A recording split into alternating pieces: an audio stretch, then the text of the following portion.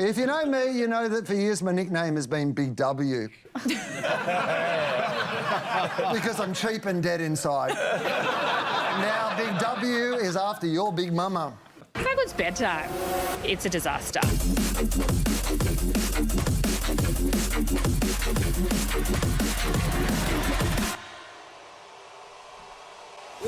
How good's that? Big W. Oh, you should get this Big W exorcism kit. They also run this feel-good ad. Yeah, how good's school holidays? So good.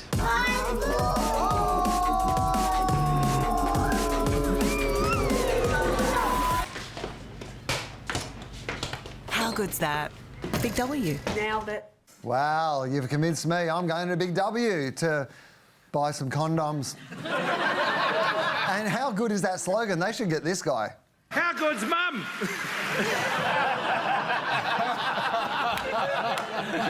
Do you remember him? Yeah. Like, the Hawaii guy. He actually works at Big W now. Jess, how good is this ad? Look, I think it's the right strategy. It's a safe strategy going after mums, going after really relatable moments. It is, refreshing and it's entertaining. It's actually also a good category entry point. So it's the moment at which people think about your brand when they need to buy it, because new parents stuck between a parenting crisis and a cost of living crisis, a discount retailer is really compelling in those moments. The ad itself, though, does way too much for me. Like, I am very confused when I watch it. So the school holiday one makes a little bit more sense because at least it's the same mum at the beginning and at the end. But the sleep one was super confusing. Why'd they have one mum that jumps to an ethnically different family in terms of her baby monitor and then someone else's sleep shot? I feel like I just watched two ads.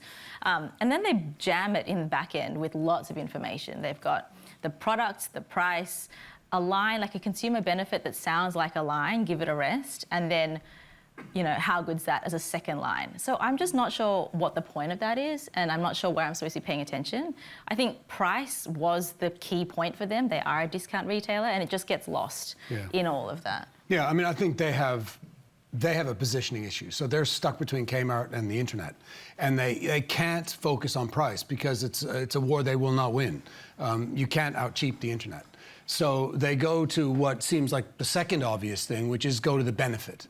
And that's the benefit to the shopper. And in this case, it's a sense of relief. So they're not selling individual products, they're saying they're selling mums relief. My problem with that is the weighting in the ad. It's mayhem and ugliness for 80% of the ad, and then 20% payoff. So for a lot of mums that are watching this, they're going, okay, well, I hate that, and I hate you.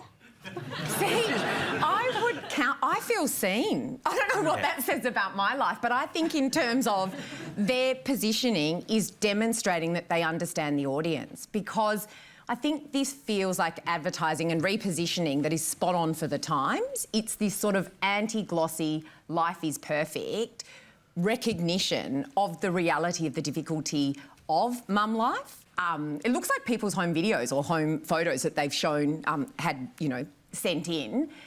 It feels like they've done a job of actually trying to almost curate authenticity and then actually say, we recognise you and the life that you lead. We have the products to serve. So I actually saw this and felt was actually quite refreshing. Yeah. So Big W has got an opportunity here to be known as the place that makes things easier for mums.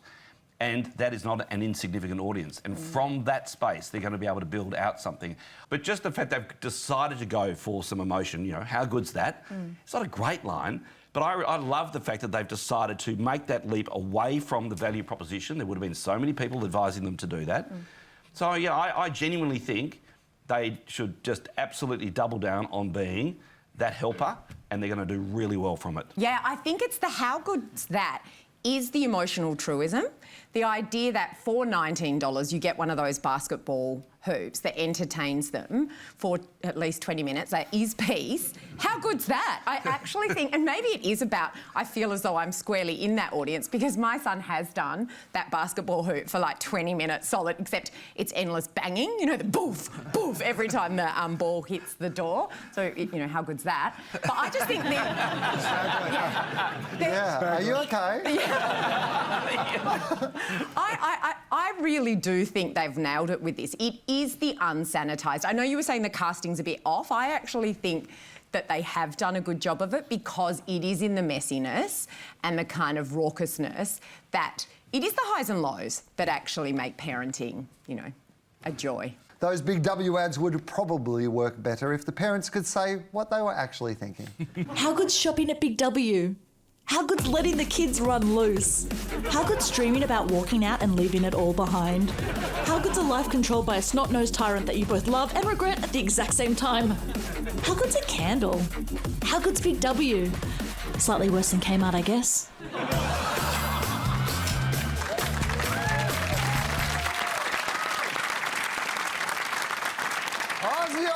Aussies everywhere are sick of the same old boring chants, so we asked our agencies to compose a new sports chant that all of Australia can get behind. Go, agencies, go. Here's the first pitch. So we took the approach of thinking about what really unifies the country in 2026. More than any sporting team, complaining about the cost of living is really what brings us together as a nation. Ah, Australia. You'd crack a beer, throw a snag on the barbie, say, "No worries, mate," and mean it. Then the beer hit $20. The snag's now 10, and you can't afford a backyard. Every 4 years, we still stand up and yell, "Aussie, Aussie, Aussie! Oi, oi, oi!" Nobody's buying it. We need a chant for the country we actually live in. So here it is.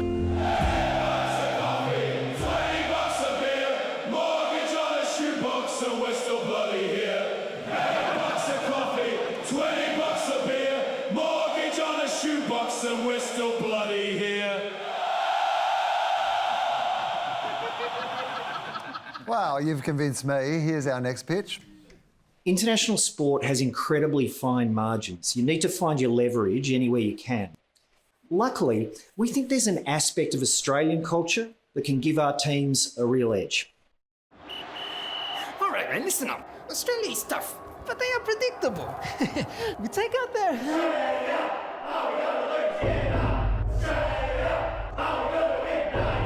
Wait. They said not to winning, but then they said yeah. Does that mean we aren't going to win?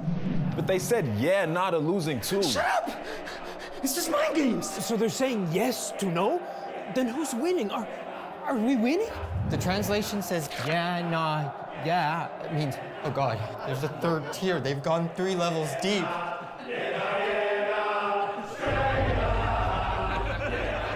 It's not a bad tune. Change the chant to yeah now? Yeah. Well, you've convinced me, but what will our panel think? Todd, which did you prefer? I actually thought the first one was really well executed. The voice, the way it was shot, it was well done, so it's 1 for me. Jess?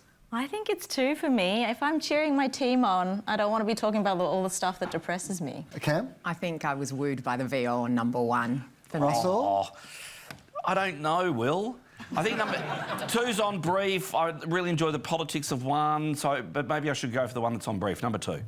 Russell, could you give me a less confusing answer? I think it's a draw. That means it's a draw. Thank you very much, Russell. And congratulations to One House Productions and The Reactor. We'll have your trophy arrive like this.